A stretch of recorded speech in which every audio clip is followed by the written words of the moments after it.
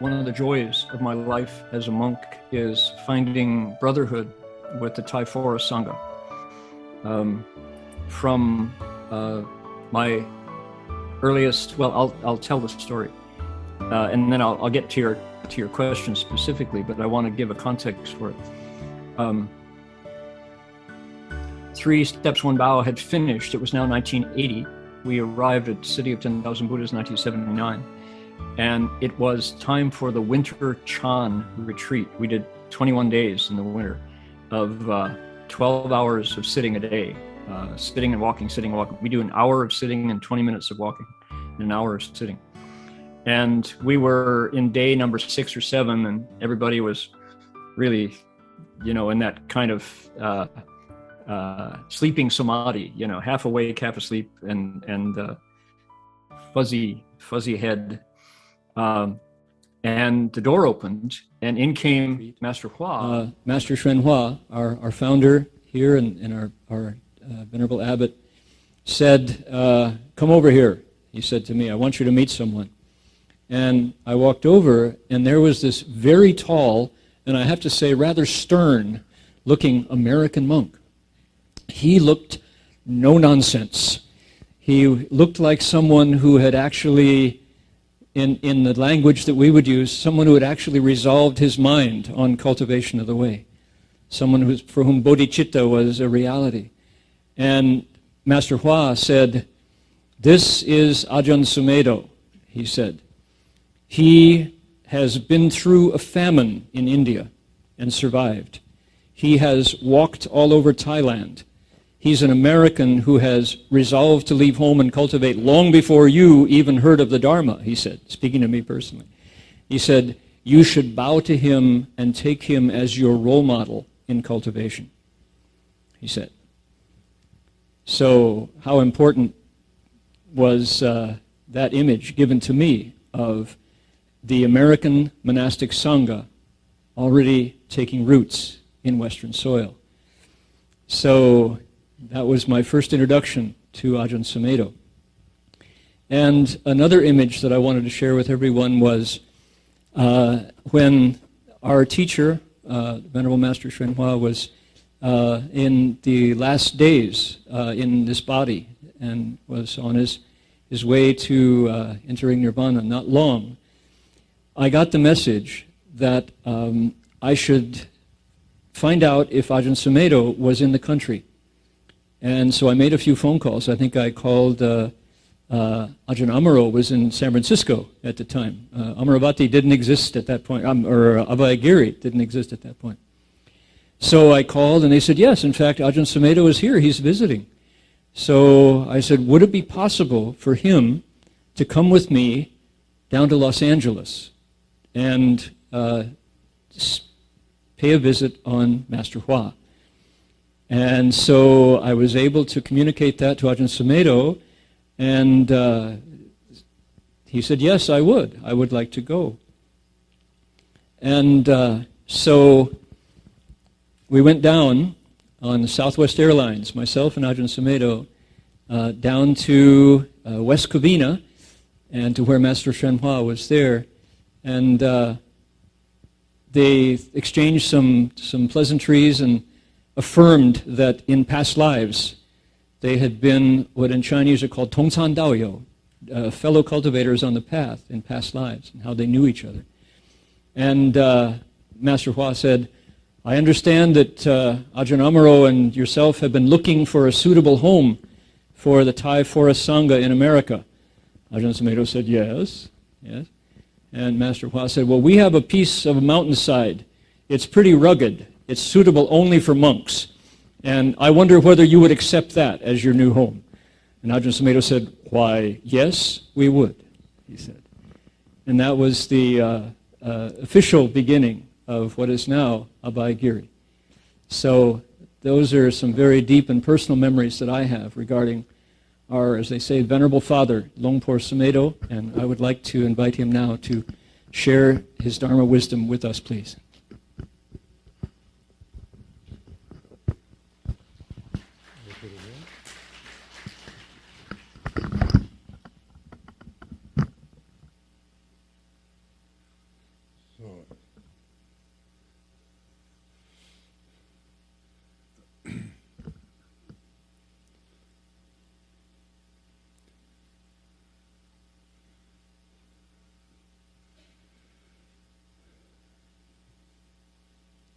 chant a verse in Pali.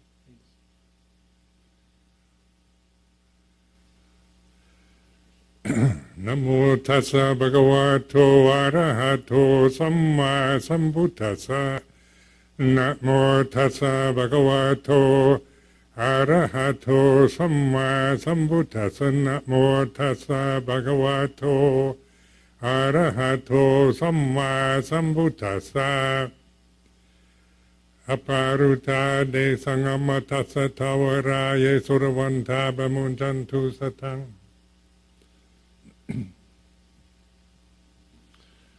So,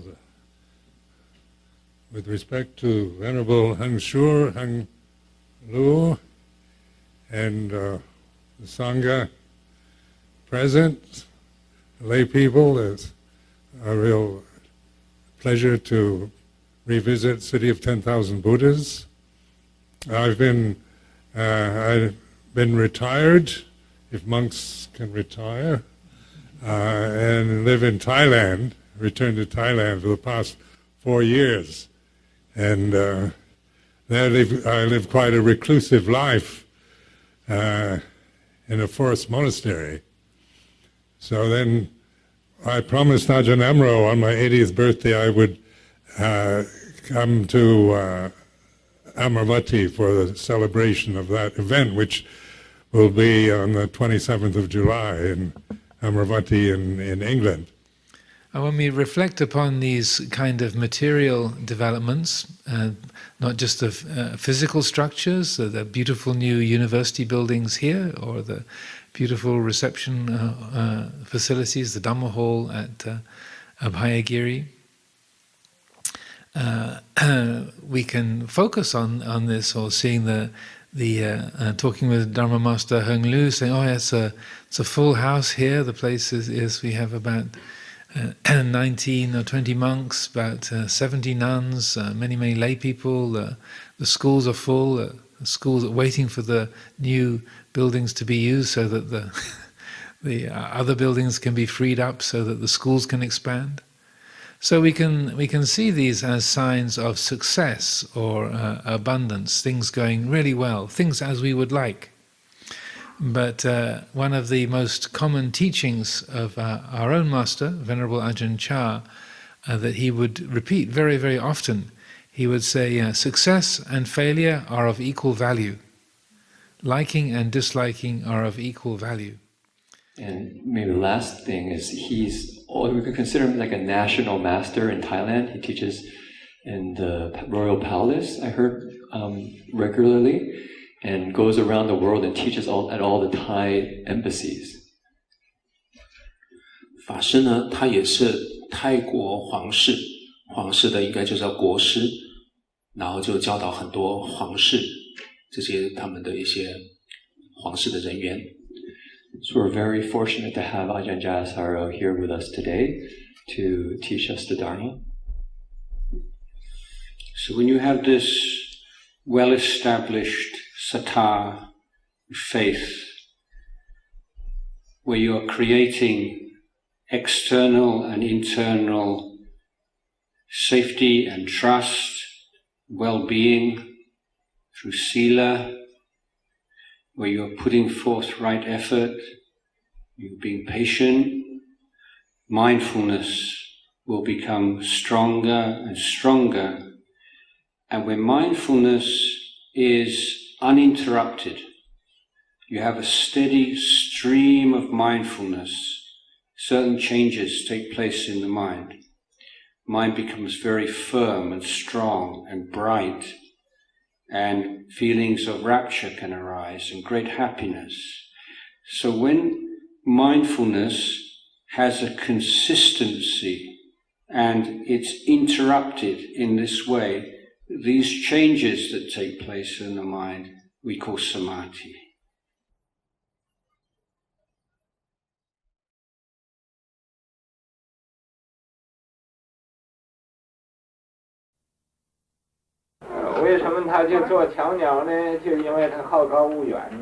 The reason the bird is a bird is because he's real proud and likes to be really beautiful and high. 鸟会飞，马能跑。鸟会飞，马